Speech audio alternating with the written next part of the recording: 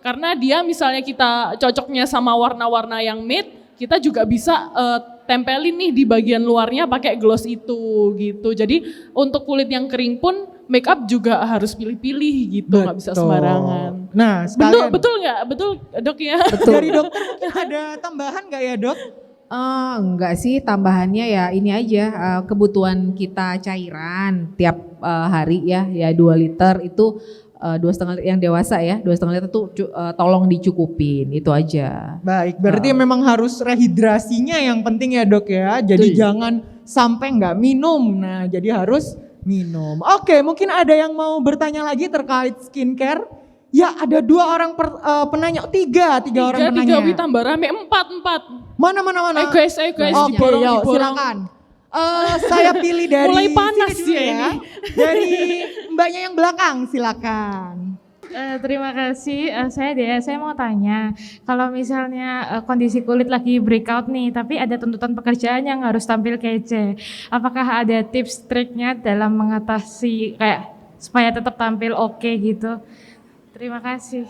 Baik, ini pertanyaannya ditujukan untuk ketiga pembicara ya? Iya, untuk ketiganya. Oke, baik. Kita mulai dari dokter dulu aja.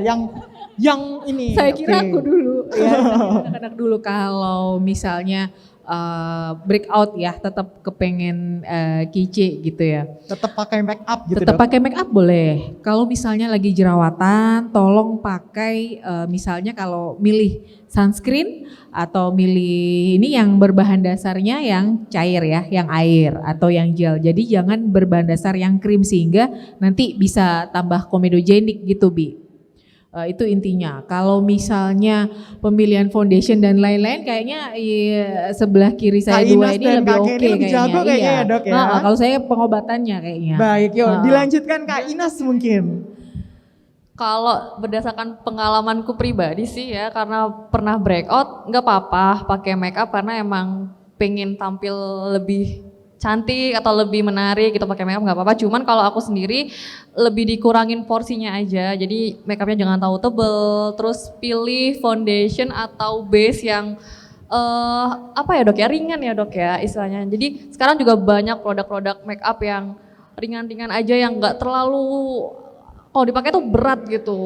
Wardah contohnya, aku udah dari kuliah pakai cushion sama BB creamnya Wardah.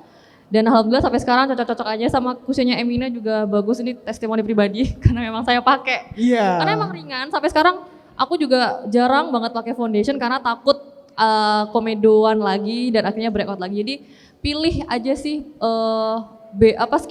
skincare, makeup yang ringan-ringan aja yang nggak terlalu saja. berat gitu. Oke, Kak Kenny ada tambahan? Iya, kalau aku mungkin pengalamannya beda ya. Karena sebagai model itu nggak ada tuh make up ringan gitu kan. Jadi misalnya Demplok dempul gitu ya. Nah kalau aku sendiri misalnya ada jerawat random nih yang tiba-tiba muncul gitu. Halo, sehari sebelumnya gitu kan. Itu aku kompres biasanya, kompres dingin gitu. Misalnya semalamnya. Kalau pakai acne patch?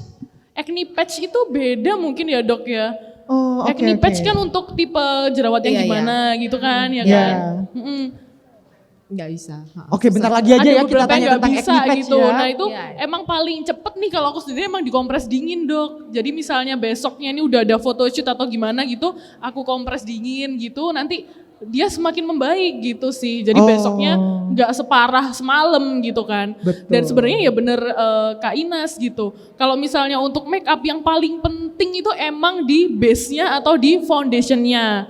Jadi misalnya nih kalau aku nih jadi model kan nggak bisa pilih ya make up-nya gitu. Atau misalnya kayak aku maunya harus Wardah atau misalnya aku maunya harus makeover kan nggak mungkin. Betul. Karena kan kita udah tuntutan pekerjaan ya ngikut sponsornya atau waktu itu tersedia makeup apa gitu. Tapi sebisa mungkin kalau misalnya kondisi wajah aku lagi breakout banget atau banyak jerawatnya, aku bisain bawa foundation sendiri gitu seenggaknya. Jadi base dari make up kita itu yang terpenting. Misalnya kalau aku kan cocoknya sama foundationnya makeover gitu. Ya udah makeover itu aku pakai untuk base aja gitu. Selain itu pakai make up yang lain udah nggak apa-apa. Nggak apa-apa Bedaknya atau misalnya eyeliner dan lain sebagainya itu cocok-cocokan yang sponsor pada saat itu. Tapi yang penting banget itu di foundation. Base-nya. Jadi langsung aja check out makeover di booth kita gitu. Oke, yuk berikan tepuk tangan yang meriah dulu. Oke.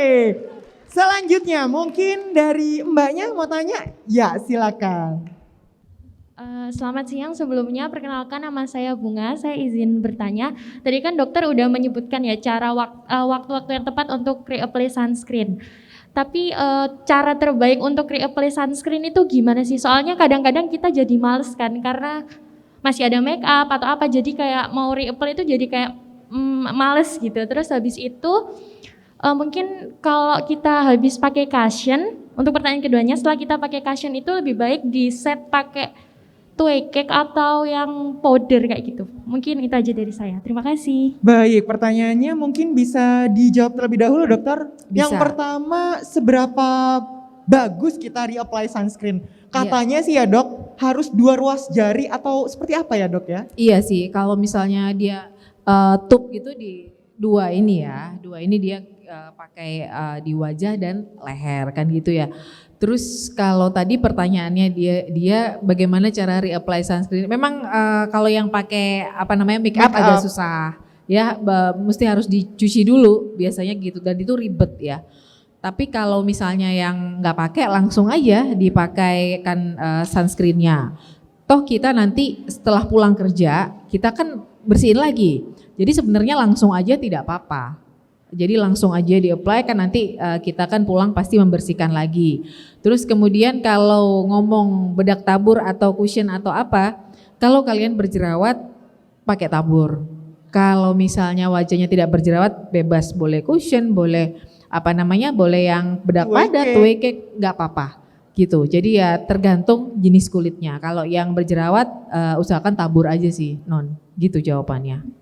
Oke baik, terima kasih atas pertanyaannya. Kita mungkin selesaikan 2 pertanyaan terakhir mungkin ya dari mbaknya dari sisi kiri, silakan. Perkenalkan, saya Lina. Saya izin bertanya, apakah produk kosmetik selain sunscreen dengan SPF yang apakah cukup untuk melindungi seperti day cream dan semacamnya? Terima kasih. Baik dokter, nah pertanyaannya ini kalau misalkan make upnya sudah ada kandungannya gitu dok, apakah sudah cukup? Gini, kalau sekarang banyak yang menjual day cream ya, day cream itu sudah ada SPF-nya, sudah ada ininya, sudah ada sudah ada pelembabnya juga. Jadi kalau yang di satu itu sudah ada pelembab dan day cream. Kalau yang misalnya sekarang juga banyak produk minimal, artinya minimal tuh dia di foundationnya sudah ada SPF-nya. Menurut yang yang saya baca ya, yang terakhir, jadi kalau yang make up itu tidak cukup Obi untuk dipakai sendiri gitu. Tanpa jadi tetap sunscreen harus ya, Dok? sunscreen dulu, baru fondi. Begitu. Oke. Jadi meskipun terteranya dalam make upnya sudah mengandung SPF gitu ya dok, tetap tidak cukup ya dok. Iya, ya? jadi itu hybrid istilahnya. Jadi fondi dengan SPF gitu. Tetap harus tabir surya dulu, baru fondinya. Baik. Begitu itu lebih maksimal. Gitu. Oke baik. Hei panitia yo, 1 pertanyaan terakhir ya. Kasian ya. Oke, silakan pertanyaan terakhir. Tadi di sebelahnya, ya silakan. Kasian nanti takut ini dok, guling-guling. Iya, kepikiran nanti. Ya halo, selamat siang dokter. Perkenalkan saya Alfifa Hoirunisa. Saya izin bertanya 2 pertanyaan di sini dokter. Yang pertama itu mengenai penggunaan body care itu dokter. Itu sama pentingnya nggak dengan penggunaan skincare? Lalu pertanyaan kedua, apakah minuman collagen drink itu juga penting dan juga sangat berguna bagi kesehatan? Tapi kan di dalam minuman itu juga ada bahan kimianya. Begitu dokter. Terima kasih. Baik dokter, ada 2 pertanyaan dokter. Yang pertama body care, yang kedua collagen drink. Bagaimana dokter? Iya, yang pertama saya jawab body care dulu. Body care itu penting ya. Yang pertama mandi pasti pakai sabun ya. Sabun. Nah, yang penting adalah pemilihan sabun di sini. Kalau yang dia menderita eksim, gatel, kulitnya kering, jangan memakai sabun-sabun yang base-nya antiseptik. Maaf saya sebut merek sedikit, Dettol, Lifebuoy, sabun hijau dan lain-lain yang dianggap aku tambah bersih pakai ini karena mau antiseptik. Nah, tapi kalau yang mempunyai kulit-kulit yang sering gatel ya, eksim, kumat-kumatan, nah jangan pakai yang itu, pakai sabun-sabun yang ada moisturizernya. Terus kemudian dengan tambahan juga pakai lotion yang ada. Tadi ada yang ngomong si Kenny ngomong ceramide dan lain-lain, itu bagus untuk body lotion. Terus kemudian body care juga misalnya untuk menahan bau ya, kita kan mempunyai bagian-bagian yang mungkin berkeringat berlebih, itu seperti deodoran, terus kemudian ada ya itu bisa dipakai juga, penting juga sih untuk penampilan ya Bi ya. Betul. Oh ya, terus kemudian yang kedua saya jawab yang kolagen. Nah sebenarnya kalau minuman kolagen ini dilihat base-nya ya, kalau misalnya dia berasal dari apa? Yang pertama yang kamu lihat kolagen drink itu pasti dia menyegarkan, dia klaimnya bukan pengobatan, tapi dia klaimnya kesegaran pasti, karena BPOM tidak pernah meluluskan minuman kolagen yang ini. Sebenarnya ya kalau kita mau hematnya kita makan sayur dan makan buah yang asli itu menurut jurnal lebih bagus daripada kita menambah suplemen-suplemen seperti itu gitu. Kecuali kalau kita sakit COVID, misalnya gini, kita butuh vitamin C 500 mg sehari. Kita bisa dapat dari jeruk 2, misalnya seperti itu, 2-3, itu masih kita bisa makan. Tapi kalau kita sakit COVID, kita butuh vitamin C 1500 ya, kita mau makan 1 kilo, kan nggak mungkin. Nah itu kita baru suplemen. Jadi suplemen itu pilihan kedua deh. Yang pertama tetap yang asli, itu intinya. Kalau yang asli itu langsung mengandung antioksidan yang langsung ke kulit kita. Tapi kalau kamu tidak ada larangan untuk meminum kolagen drink itu. Tapi yang perlu kamu ingat, dilihat gulanya dulu. Indeks glisemik yang tinggi menyebabkan jerawat, ya. Sama mungkin yang diet yang berbahan susu atau mungkin yang lemak tinggi itu juga bisa, menurut penelitian ya, itu juga bisa menimbulkan jerawat. Nah itu sebenarnya itu yang penting, yang asli dulu tuh lebih baik daripada yang suplemen. Itu yang perlu dipegang sebenarnya di sini. Oke, saya juga baru tahu nih dok bahwa indeks glikemik yang tinggi juga bisa memicu jerawat ya dok ya. Saya kira indeks glikemik. Iya, Saya betul. kira cuma diabetes doang dok. Enggak ya dok ya, ternyata ya dok ya. Oke, karena waktunya sudah habis nih gengs. Jadi kita berikan tepuk tangan yang meriah dulu untuk ketiga penarasumber kita pada pagi hari ini. Oke, nah karena tadi ada sesuai dengan janji saya bahwa untuk penanya yang teraktif, yang pertanyaannya paling bagus akan dipilih untuk mendapatkan goodie bag. Nah kira-kira dari perwakilan panitia atau Wardah, oh ya nanti aja ya guys ya, ternyata disimpan karena pertanyaannya baik-baik semua. Nah gak terasa nih guys, kita sudah ada di penghujung acara. Kami ucapkan terima kasih yang sebanyak-banyaknya kepada Dr. Delia, Kak Inas, dan Kak Kenny. Acaranya sangat luar biasa, tanya jawab dan talk show-nya juga mantap-mantap betul.